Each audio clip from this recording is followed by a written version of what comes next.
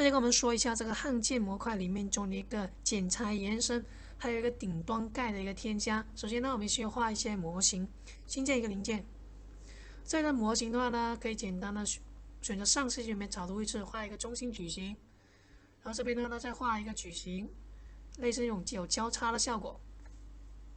然后这边的话呢，可以先打勾，我觉得这样有点重叠的效果。比如说这边给个尺寸，只需要给个200。其他的可给可不给，因为我要确定它一个比例，这里它不能太短，太短的话都会影响我们的一些后期的一些查看。然后这边的话可以再比如说再画一条吧，再画一条直线，然后退出草图。像这里的话呢，我们画完草图之后，点击焊件结构构件，这边选择 ISO 标准，我们选择一个 Tube Square 就是方形管。大小的话呢，可以选择40、30都可以，选择40吧。我们先看一下我们这里的组别。首先的话呢，我们这里，比如说我这边识别我这个底，可能40有点大了，这边我就切换小一点，切换成20×20乘这边。现在的话，我们默认一个斜接的一个对接方式。然后如果这时候的话，再点击新组。我再点击这一个边线，然后你会发现的话呢，这条的话，它如果说出现交叉的话呢，它自己会进行一个中间一个断开的，你看到没有？另外的话，我可以先打勾。现在的话，再重复一下上一个命令，一个结构构件，我选择主，我识别我这条直线，这条直线，这条直线，这条直线。然后你会发现的话呢，我们这两，就是说我们有两个特征了，就是2个结构构件。我第一个结构构件，如果说中间有出现交叉的区域，它会自动的给你断开，像你这个它会自动断开。另外一种方式的话呢，如果是说在不同模块里面的话，它就不会进行一个自我断开，看到没有？它的话就相当于是直接就是出现一些干涉，像这种效果的话呢，我们通常会用一个剪裁延伸去进行一个后期的一些处理。如果像这种，如果是同一组别的话，我们就一般情况下都不会做一些剪裁延伸。现在就是一个剪裁延伸的一个命令的一个用法，就针对一些不同特征里面做一个焊件进行一些切割。像有时候呢，打个比方来说，我们这边的一个比如说这个它是30的，这边是20的，因为它可能是不同组别，我还是先把它改大一点吧。比如说这边的话改成30的。这样的话，我们就是一个特征里面的话，只能是针对一种型号。像这个架子的话呢，我们就不能就是说也要将这一段分成3段，所以我们是后期再进行一个分段了。就是我们就是经常会遇到这种情况，因为有些架子的话，它需要一些受力情况比较大，所以它必须是画一些粗一点。像一些只是做一些挂件类的话呢，它就画的比较细一点。像这种的话呢，我们就会考虑用这种方式。像这里有个剪裁延伸，我们这里边角它有个边角的类型，它这边有4种，不过我们最常用的还是我们的一个终端剪裁。首先要剪成一个实体，选中它，比如说点击这里的。不过在剪裁之前，我们先看一下我们这一个切割清单，先大概了解一下。我们这个切割清单现在有11个，点开它，有11个，选中它，它有一些高亮的显示，看到没有？它选对每个它都有高亮的显示。像这个的话呢，它就是1根来了，但是实际上的话呢，不可能是1根的，它是肯定是把这个切成一小段放到里面进行一个焊接的。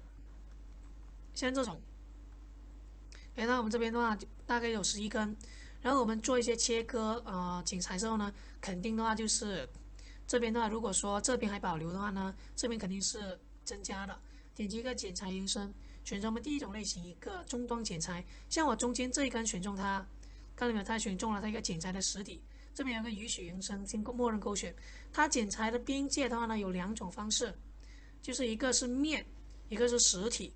这个面的话呢，通常情况下都是选择一些我们这些标准的基准面，这些标准的基准面去剪裁，或者的话呢，我们画一些面，或者我们直接一些模型上的面，像我们的方管上的面也可以，比如说选择面，识别这个选项框，识别这个，然后看到它识别了一个面，然后这里可以识别多个面，比如再识别这一个面，然后甚至的话呢，你可以再看一下能不能识别我们的一个右式基准面，这样是3个基准面。然后它这边出现了一个东西，一个实体一保留，一个保留，这边有保留。像这里的话，我们这有一个实体1-2、1-3、1-4。像遇到这种情况，比如说我们可能还需要把这个剪裁掉。我们选择了多个基准面，像这种的话，比如说这个实体1:2，我们中间这区域呢它是不需要保留了，所以选中这里的话呢，它就变成丢弃。这里的话呢，变成一个中间这区域它变成一个丢弃，只要鼠标左键当击一次就可以了，它就变成丢弃。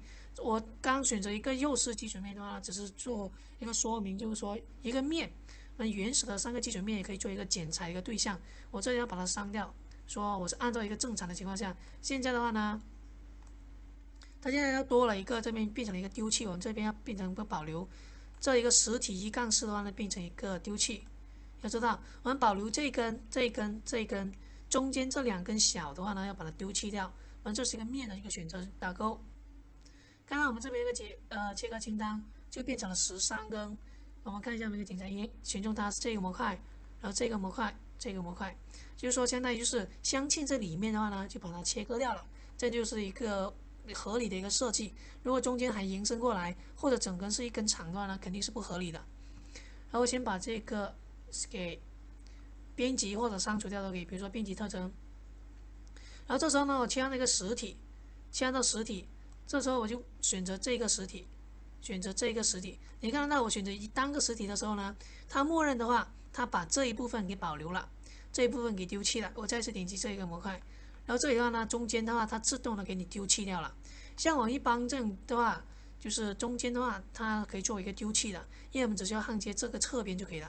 这就保留。如果想保留的话，就鼠标左键单击一次就可以了。如果不用保留的话就算了，我可以先打勾。我先丢弃吧，打勾。看到没？我现在的话呢，就这种框架的话呢，就是直接这个焊接到侧边，这焊接到侧边。我们中间画这条直线的话呢，就是方便我们做一个定位而已。所以我们最后面的话是不需要它的。这样它就是看得到一个大的方管配一个小的方管，这样就比较合理一点。然后我们再看一下另外一些类型，选中一下它，编辑一下特征。我这边的话呢，可以直接切换成另一种类型，一个终端衔接。终端衔接，我们先要剪裁那个实体，选中它。打个比方来说，我们如果是选择这一根，选择里面这里，因为剪裁的边界，比如说选择这里，你要看得到有一个效果。一般我们用终端衔接的话呢，它是针对一些同规格的。然后你看到我们这里的话呢，就是像这种的话，就是缝隙这么大就不合理的，像这种。所以呢，我们还是先把它打叉。我先把这个给删掉吧。我们终端衔接之外的，一般都是针对同规格，所以我们还是先把这个先变成同规格了。同样都是把它变小一点，把之前大的那个变成小的，变成20×20×2.0的，都是同一种规格的。像这种效果可能就好一点。选择剪裁延伸，我们选择一个剪裁的实体，比如说我选择这个要剪裁的边界，它也是面，也可以是一个实体。比如说我选择一个实体，然后你看得到，我刚是点击这一边，这一边的话它就丢失掉。不过我们这一部分也丢失掉，这一部分也丢失掉。我刚刚是点击中间这一区域，比如说消除选择，你要注意我点击的顺序。比如说你想保留这一部分，就点击这一部分，就是我们它分界线。然后呢，如果说想保留这一部分，我先剪裁的实体，先切换到剪裁实体，选择它。然后呢，另外剪裁边界，点击这边上面这一边，它就会消失掉。就是说点哪个，它现在的话就是消失哪个了。看到没有？它就是一个。还有这个终端衔接剪裁基准面，选中它的话呢，它只是做一个参考而已。我们可以识别一些，看到我们这边呢，它也可以识别一些点，比如说这个点，可以作为一个参考。因为我们这一个基准面呢、它现在也没有一些具体的效果。这样我们一般针对这种衔接的，就相当于我不要掉了一些额外的，一般做一些十字交叉的可能比较多一点。像我们这种的话呢，一般都是不会做。像我们这一种打个比方来说，可能是这一种比较多一点。比如说点击剪裁延伸，要剪裁的实体，因为它这里它是一个什么？感觉它因为它是分段的啦。比如说选中这个，然后这里剪裁边界我识别这个，这时候你会看到我们这边的话就把这个给切掉了。一般识别哪个？因为我们这里的话，它我刚刚是检查的尸体是检查这个，但是它并没有把它延伸到里面，所以它并不是说一定会延伸它才进行一个检查。像我们这里的话，它出现交叉，另外我们这种呢它没有出现交叉，照样也可以把它进行一个斜边检查，看到没有？如果斜边检查的基准面，这边我看一下能是什么目的，这边都是识别一个草图，去做一个那个斜接基准面的一个对象的参考。比如说，如果说点击我先随便点击啊，它其实只做一个参考而已，斜接一个检查的一个基准面。一般情况下我都不点击它了。像这种即使没有出现干涉，然后这边我可以先打勾看一下效果。现在呢就相当于是把这个模块给剪裁掉，而且的话，我们剪裁的话，它已延伸到我们这里了，这里延伸，我们看一下剪裁的那种效果。这个允许延伸，看到没有？它如果不延伸的话呢？它现在如果允许延伸和不延伸有不同的效果。它延伸到里面的话，它就会有点延伸多一点。比如说这是允许延伸，这里看到我们这边其实这一根的话它延伸过来了，这一根延伸过来，这一根的话呢，它就切掉，它其实这边也是有干涉的。像我们这种就是不太合理，就有一些重叠干涉。如果不允许延伸，我们先看一下效果。这呢它还是有一些干涉。就是预览我们那个检查基准面，把这个取消掉。我先看一下，现在的话呢，可能看的感觉的话呢，还是有一些干涉在里面。只不过它真正的出工程图的话，人家也不会看你说看里面这一些有些干涉，因为它有延伸效果。我重建一下模型，像现在呢，它照样是一些干涉的，这里先不理它，因为很少会说做这种的。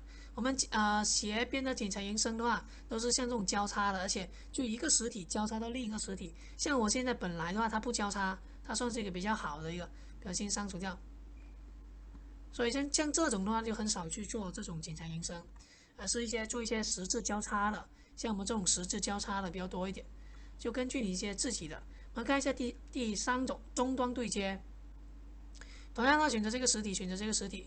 看到我们其实效果是不一样而已。我们点击的一个对象，它就会被它剪裁掉。同样的话呢，如果这一个剪裁的边界，如果说再选择另外的话呢，可以看到它只能是选择1对1的来的，并不是很多。这就把这个剪裁掉了。这我就说先这样子，还有下面有一个延伸的效果，实体之间这种简单的一个切除，一般情况下的话都不需要，就保持这种就可以了。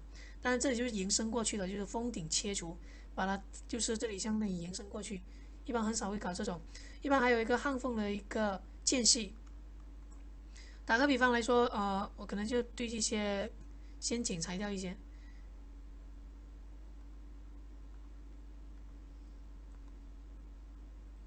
像这种，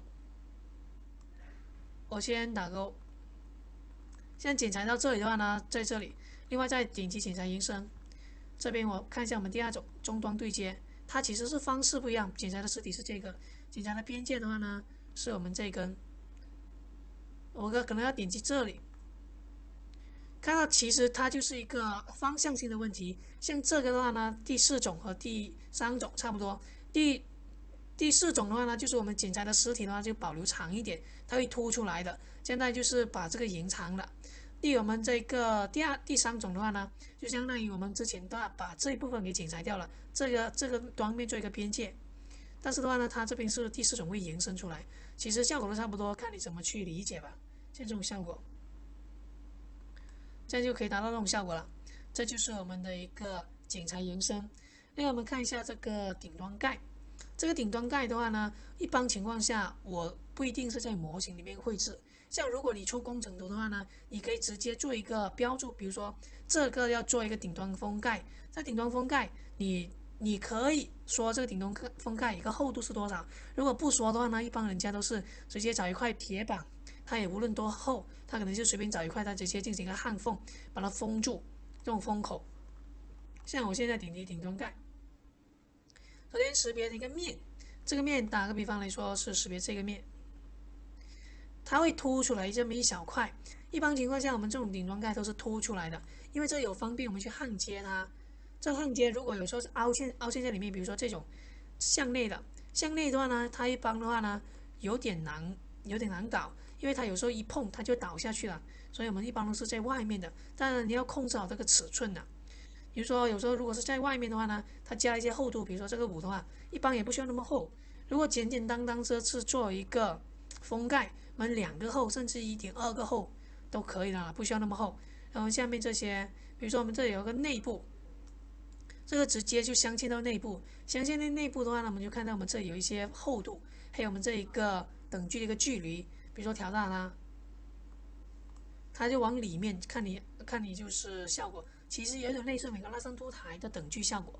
一般情况下都不做等距，像我们这边的话，如果是放到里面的话，就是也可以，只不过人家可能比较难焊而已，因为有时候一碰，哎，它就掉下去了，就会倒下去，有点难搞。像这种的话呢，它就比较大，它直接封盖，然后焊完之后，它人家会进行一个打磨了。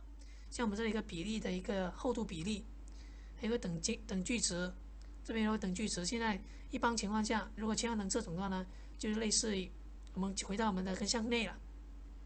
还有我们这里有个倒角边角处理，一般情况下的话都是要做一个倒角处理，不过我们一般都是倒角，不是圆角。像这种的话，它点了之后，它稍微做一个封盖，就把它完全密封了，然后再稍微打磨一下就可以了。我们这个顶端盖最主要是设置它的一个厚度的方向。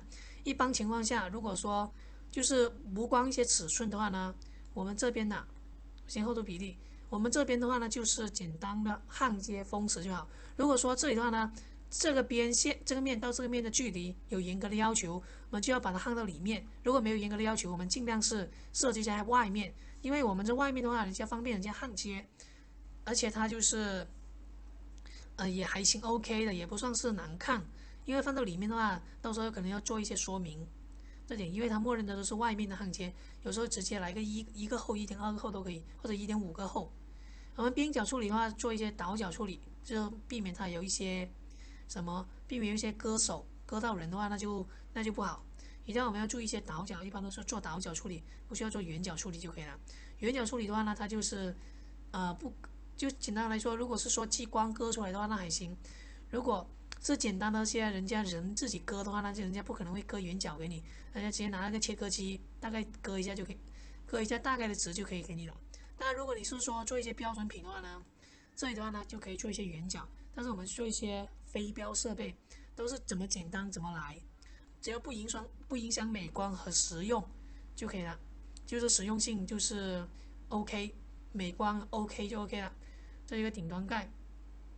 另外呢，如果你说这时候还想再选择另外一个面的话，这样也可以。但是如果你说再选择这一个面的话呢，它照样能够识别多一个面，就是尽量一次性将我们所有的顶端盖给搞定。这样看到没有？这里做一个封盖的效果，这就是外围的封盖。你这样看起来它可能凸起一小块，比较难看，但是人家比较容易焊接，人家一贴一点2点，然后再拉焊一下，再打磨一下就很快。如果放到里面的话就有点难搞，很少情况下这样放。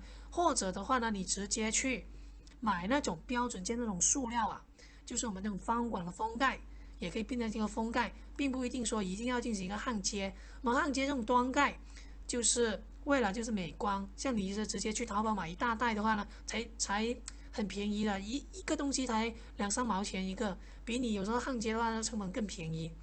当然我所说的一个前提的话呢，是你这个方管必须是一个标准的一个方管，这点就可以，不一定要焊接啊，这点要灵活了。但如果这些斜面的话呢，还是焊接的可能比较好一点。